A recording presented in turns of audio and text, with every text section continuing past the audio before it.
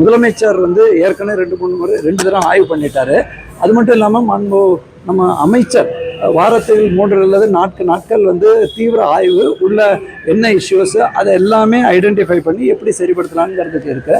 குறிப்பாக நான் சொல்கிறது என்னென்னா, ஏப்ரல் மாதம் நமக்கு உச்சகட்டமாக 21,336 மெகாவாட் தேவைப்படுது. அதுக்கு பிறகு நமக்கு 20,000க்கு குறைவாகவே மின் தேவை இருக்குது. அதே நேரத்தில் ஆங்காங்கே சில இரவு நேரத்தில் பவர் கட் ஆகுது. அதெல்லாம் வந்து மறுக்கவோ நாங்கள் செய்யலை. அது காரணமே பூராமே டிமாண்ட் ஓவர்லோட்.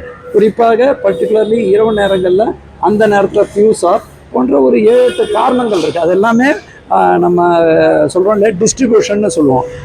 டிஸ்ட்ரிபியூஷன் பகிர்மானம் இதில் இருக்கக்கூடிய காரணங்கள்.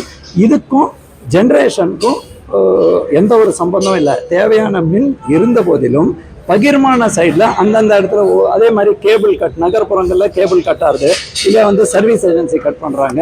அந்த மாதிரி உள்ள பணிகள் அதையும் முடிக்க விட்டு அந்தந்த இடத்துல தொலைநோக்கு பார்வையுடன் எப்படி அதெல்லாம் ஸ்ட்ரென்தன் பண்ணோம். வருங்காலத்தில் இது இன்னும் நமக்கு மின் தேவை வளர்ந்து கொண்டே இருக்கும் பொழுது பகிர்மானத்தை எப்படி ஸ்ட்ரென்தன் பண்ணோம். அது மட்டும் இல்லாமல் டவர்ஸ் இருக்கு இல்லையா, பெரிய பெரிய டவர்கள், சப்ஸ்டேஷன்ஸ், அதை இன்னும் விரைவுபடுத்துறதுக்கான என்னென்ன வழிகள். அதுக்கப்புறம் பணியாளர், குறிப்பாக அமைச்சரும் முதலமைச்சர் கவனத்துக்கு எடுத்து சென்று பணியாளர்கள் குறைவு இருக்குது. அடுத்த கட்டமாக உடனடியாக பணியாளர்கள், குறிப்பாக கட்டிங் ஏஜில் இருக்கக்கூடிய பணியாளர்களை எப்படி பணி அமர்த்துறதுக்கான நடவடிக்கை போன்ற பன்முக நடவடிக்கை எடுத்திருக்காங்க. டெஃபினட்டாக இந்த ஒரு 3 வாரத்துக்கு முன்னாடி ஏற்பட்ட கொஞ்சம் சவால்கள், ஒரே நேரத்தில் பயங்கரமாக காற்றடிக்கும் போது ஒரு இடத்துல காற்று வீசி கட் ஆகும், சில இடத்துல கேபிள் கட் ஆகும், சில இடத்துல கேபிள் ஃபால்ட் வரும். அது அனைத்தையும் சீர் செய்வதற்கு நடவடிக்கை எடுத்து பெரும்பாலானது முற்றிலும் குறைந்துள்ளது. அதே நேரத்தில் எல்லாருக்கும் நான் சொல்ல வேண்டியது என்னென்னா, ஒரு சுமார் 5 லட்சம் டிரான்ஸ்ஃபார்மர் மாநிலத்தில் இருக்குது. தமிழ்நாடை பொறுத்த வரைக்கும் நம்மளோட மகாராஷ்டிரா, உத்தரப்பிரதேஷ்க்கு அடுத்தபடியாக தமிழகமும் குஜராத்தில் தான் 20,000க்கு மேற்பட்ட மெகாவாட் தேவைப்படுறது. மற்ற மாநிலங்கள்லாம் ஒரு பக்கத்து மாநிலங்களாக இருந்தாலும் கேரளா எல்லாம் ஒரு குறைவாக தான் இருக்கும். அதனால தொடர்ந்து மின் உற்பத்தியை அதிகரிக்கிறதுக்கு என்ன வழி, அதே மாதிரி பசுமை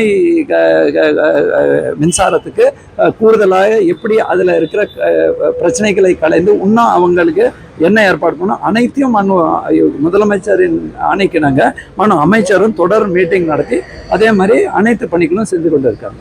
கொடைக்கானல்லாம் ஏரியில் தண்ணி இல்லை, அதனால மின் தயாரிப்பு வந்து பாதிக்கப்படுற மாதிரி இல்லை. டெக்னிக்கலாக நான் சொல்கிறேங்க, மின் உற்பத்திங்கிறது பல வகையான மின்மரத்தை இருக்குங்க. அனல் மின் நிலையம் இருக்குது, மாநில அரசால் செயல்படுற அனல் மின் நிலையம். அதுக்கப்புறம் மத்திய அரசால் நமக்கு மாநில அரசில் செயல்படக்கூடிய அதுக்கான பங்கு, மாநில அரசோட உரிமை, அது மட்டும் இல்லாமல் தொலைநோக்கு மின் ஒப்பந்தங்கள், அதெல்லாம் அனல் மின் நிலையம் சைடில். அது இல்லாமல் நமக்கு வந்து என்னன்னாக்கா ஹைடல்னு சொல்லுவோம். அது வந்து நீலகிரியில் பெரும்பாலும் இருக்குது. அப்புறம் தேனி, அதுக்கப்புறம் பின்பக்கம் நமக்கு திருநெல்வேலி, கன்னியாகுமரியில் இருக்குது. அது ஜென்ரலி ஒரு 2000 மெகாவாட் இருக்கும். குறிப்பாக இரிகேஷன் வந்து 1000, இன்னொன்று நான் இரிகேஷன் 1000. அதற்கு தேவையான அனைத்து வசதிகளும் இருக்குது. ஸோ இப்போ நமக்கு இந்த தண்ணி பற்றாக்குறையினால மின் பாதிப்பு ஏற்படுறதுக்கான வழிகள் கம்மி.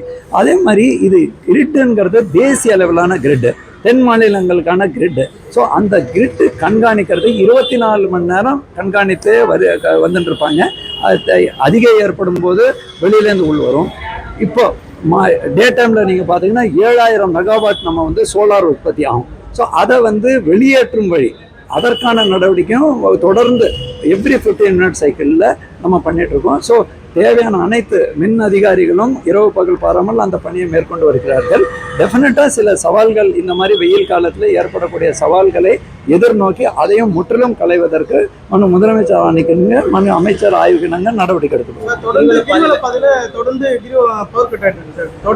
இது ஏற்கனவேங்க எல்லா இடத்துலையும் கேபிள் போட்டோம். பட் அதே நேரத்தில் குறிப்பாக அந்தந்த பகுதியில் என்ன பாதிப்பு, அதுதான் இன்றைக்கே பார்த்தோம். குறிப்பாக கோவில்லே பார்த்தீங்கன்னா நம்ம சப்ஸ்டேஷன் சப்ளை எல்லாம் வச்சுருக்கோம். எல்லாத்தையும் கேபிள்னா அண்டர் கிரவுண்ட் கொண்டு போயிட்டோம்.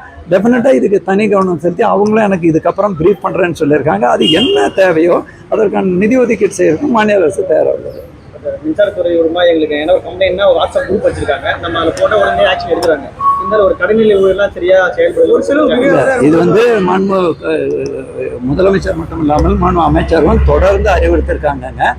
இந்த மாதிரி சேவை துறையில் இருக்கும்போது, சவால்கள் இருக்கும் பொழுது நல்லா பண்ணுறத மக்கள் சொல்லணுங்கிறது கிடையாது. ஆனால் குறைகளை சுட்டி காட்டும் போது கனிவுடன் கவனித்து கனிவுடன் பரிசீலித்து அதற்கான உரிய பதில் பொறுப்பாக சொல்ல வேண்டும்ங்கிறது எல்லாத்தையும் உணர்த்துறோங்க. அதுக்கு மேலே ஏதாவது அதிகாரிகள் தொடர்ந்து இந்த மாதிரி சரியா பதில் சொல்ல இல்லையா கவனக்குறைவாக இருந்தாங்கனாக்கா அவங்க மேலே ஏற்கனவே சிலர் மேலே நடவடிக்கை இருக்கும், மற்றவர்கள்னு நடவடிக்கை இருக்கும். பட் எல்லாரையும் அறிவுறுத்துறோங்க. கடைநிலை ஊழியர் குறிப்பாக எங்களோட தூதர்கள் அவங்க நல்ல முறையில் மக்கள்கிட்ட அணுகினால்தான் துறை பற்றி ஒரு நல்ல பேர் வரும். பிளே ஸ்டோர் மற்றும் ஆப் ஸ்டோரில் இருந்து பாலிமர் செயலியை QR கோடு மூலம் பதிவிறக்கம் செய்யுங்கள். செய்திகளை உடனுக்குடன் பெறுங்கள்.